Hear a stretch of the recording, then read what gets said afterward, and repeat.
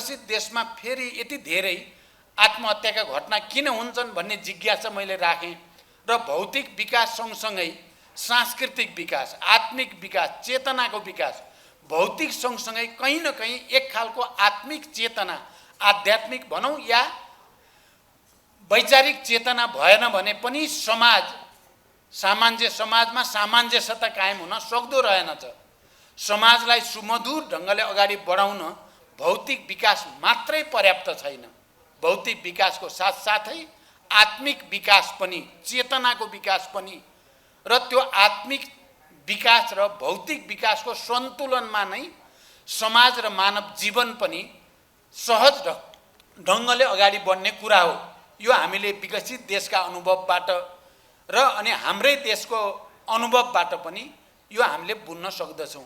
कारण आत्मिक चेतनाको विकास मानिसहरूको जीवन सहज, सरल, सरस बनाउनको निम्ति संस्कृतिको, कलाको भूमिका निकै नै ठुलो छ।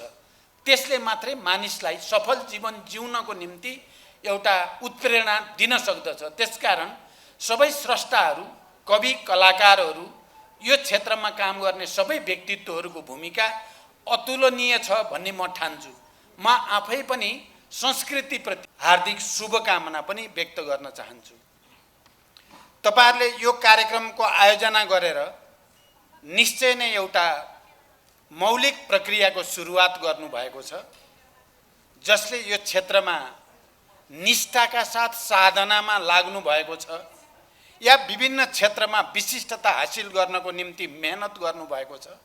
समग्रमा राष्ट्र र जनताको हितको निम्ति, उहाँहरूको समृद्धिको निम्ति, उहाँहरूको सामाजिक जीवन सुखमय होस् भन्नको निम्ति जसरी तपाईहरुले प्रोत्साहन गर्ने कोसिस गर्नुभएको छ, यो सराहनीय छ भन्ने नै मैले महसुस गरेको छु।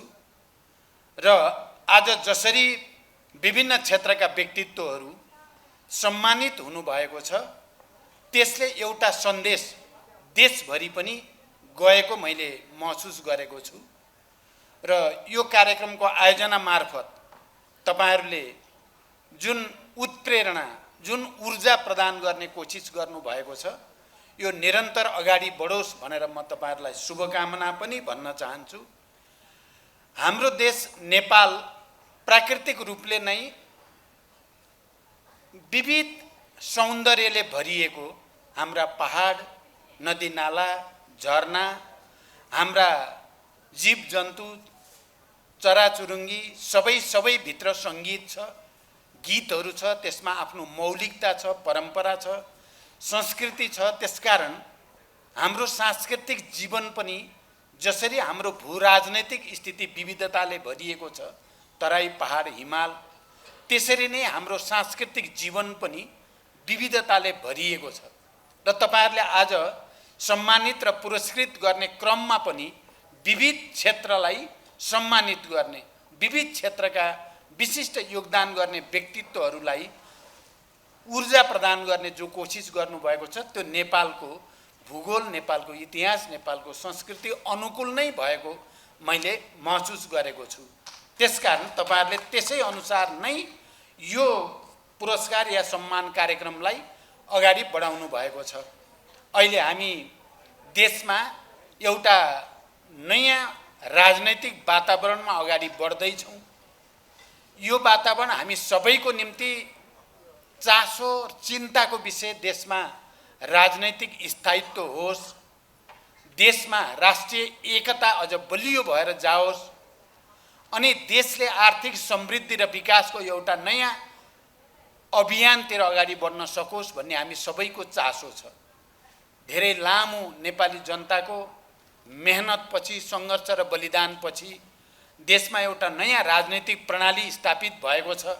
यो प्रणाली मार्फत लोकतान्त्रिक तरिकाले सबै जात जाति, भाषा भाषी, क्षेत्र, वर्ग, समुदाय सबैको हितलाई सम्वर्धन गर्ने, प्रवर्धन गर्ने र युग सुहाउँदो अहिले 21औं शताब्दीको नयाँ युगमा हामीले विकासको आफ्नै मोडेल अगाडि बढाउन सकौँ।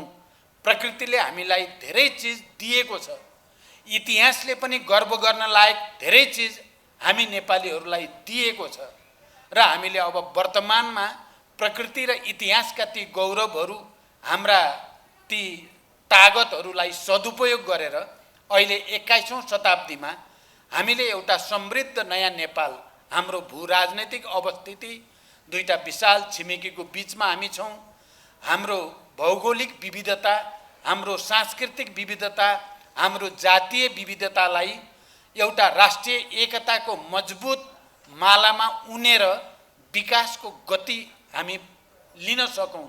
मैले तपाईहरुको यो कार्यक्रममा प्रमुख अतिथिको हैसियतले सम्बोधन गर्दा म फेरि एकचोटि के दोहोर्याउन मलाई मन लागेको छ भने हामीले राजनैतिक परिवर्तनको निम्ति धेरै सङ्घर्ष गर्यौं।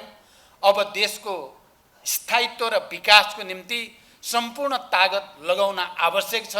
मैले गर्ने संकल्प पनि अब एकचोटि फेरि देशको आर्थिक समृद्धिको निम्ति नेपाली जनताले चाहे अनुसार विकासको एउटा नयाँ मोडेलको विकास गर्नकै निम्ति आफूलाई समर्पित गर्ने मैले प्रतिबद्धता व्यक्त गर्दै आएको छु र आज तपाईहरुको यो कार्यक्रम मार्फत पनि त्यो व्यक्त गर्न चाहन्छु। म यो कुरा पनि दोहोर्याउन चाहन्छु कि नेपालको विकासको मोडेल नेपालको जस्तै हुनुपर्दछ। हुन त हामीले विगतमा कतिपयले सिङ्गापुर जस्तो, कतिपयले स्विजरल्यान्ड जस्तो, कतिपयले अरू कुनै विकसित जापान जस्तो इत्यादि इत्यादि भन्ने पनि गरेका छौँ। तर अहिले सबैतिरको स्थिति हेर्दा हामीले नेपालको विकास नेपाली मोडेलकै हुनुपर्दछ। हाम्रो इतिहास, हाम्रो भूगोल, हाम्रो संस्कृति, हाम्रो जातीय बनोट अनुसार नै त्यसैको अनुकूल नेपाली मोडेलको विकास हामीले गर्न सक्नु पर्दछ र त्यो विकासको वातावरण बनाउनको निम्ति हामीले भनेका छौँ उत्पादन अभिवृद्धि गर्ने, आत्मनिर्भर अर्थतन्त्रको जग बसाउने, हामीले निर्यात प्रवर्धन गर्ने, आयात प्रतिस्थापन गर्ने, त्यस्ता उत्पादन कार्य भनेका छौँ भने साथसाथै त्यो उत्पादन कार्यलाई अगाडि बढाएर राष्ट्रलाई समृद्ध बनाउनको निम्ति संस्कृतिको, कलाको, पत्रकारिताको या विभिन्न क्षेत्रमा कार्यरत सबै स्रष्टाहरूको निकै ठुलो भूमिका छ। किनकि भौतिक विकासले मात्रै पनि मानिसहरूको जीवन र समाज सुमधुर हुन सक्दैन। म अस्ति भर्खरै तपाईहरुलाई थाहा छ जापानको 5 दिन भ्रमण गरेर आएँ। जापानको विकास हेर्दा साँच्चै हामीलाई धेरै नै लोभ लाग्दो छ। तर मैले त्यहाँ धेरै बुद्धिजीवी, त्यहीँका नागरिकहरूसँग सुन्दा त्यहाँ असाध्यै धेरै आत्महत्या हुने देशभित्र पर्दो रहेछ। जापान विकास भन्ने हो भने त्यति माथि पुगेको छ। त्यत्रो विकसित देशमा फेरि यति धेरै आत्महत्याका घटना किन हुन्छन् भन्ने जिज्ञासा मैले राखेँ र भौतिक विकास सँगसँगै सांस्कृतिक विकास, आत्मिक विकास, चेतनाको विकास, भौतिक सँगसँगै कहीँ न कहीँ एक खालको आत्मिक चेतना, आध्यात्मिक भनौँ या वैचारिक चेतना भएन भने पनि समाजमा सामञ्जस्यता कायम हुन सक्दो रहेनछ। समाजलाई सुमधुर ढङ्गले अगाडि बढाउन भौतिक विकास मात्रै पर्याप्त छैन। भौतिक विकासको साथसाथै आत्मिक विकास पनि, चेतनाको विकास पनि र त्यो आत्मिक विकास र भौतिक विकासको सन्तुलनमा नै समाज र मानव जीवन पनि सहज ढङ्गले अगाडि बढ्ने कुरा हो। यो हामीले विकसित देशका अनुभवबाट र अनि हाम्रै देशको अनुभवबाट पनि यो हामीले बुझ्न सक्दछौँ।